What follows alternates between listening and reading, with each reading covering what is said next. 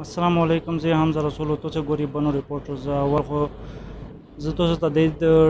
ډیره زیاته مبارکي درکوم او میرز په موقع د مفتی عبدالغنی صاحب سره موجود دي او موږ ودنه پښتنه کوي چې د خلکو ته څه پیغام ورکول غواړي. جی نحمده ونصلي على رسوله الكريم اما بعد د مدیر درنه محترم مشرونه او کشرونه زه د عید الفطر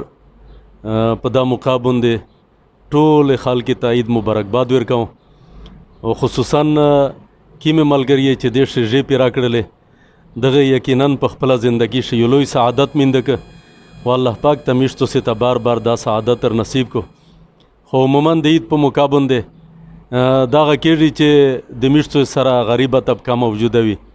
یتیمون موجود وي کونډې موجود وي چې میشتو سے د عید په دغه خوشحالي موقع شه په د خوشی شه د غریبونه د خپل زونه سره شریک کی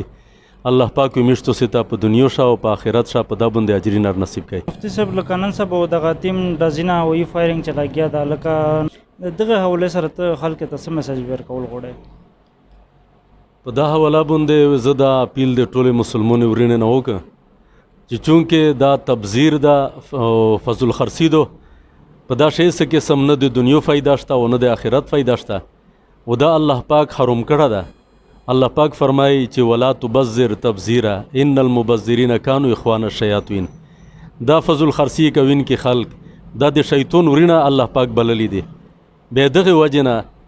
دا مشتو ست په چار دی چې د کیمه پیسې په فضل شی باندې لګای په چار دادو چې دا د خپل خوشیه یا د خپل بل بچي په خوشیه یا د بل مسلمان په خوشیه شه دی ولګای فضل اسمون ته ډزول چې دغه وجنه عام مسلمان ته تکلیف رسیږي حیوانات ته رسیږي او املاک ته رسیږي. الله د مشتو ست د نیک عمل کولو توفیق نصیب کړي.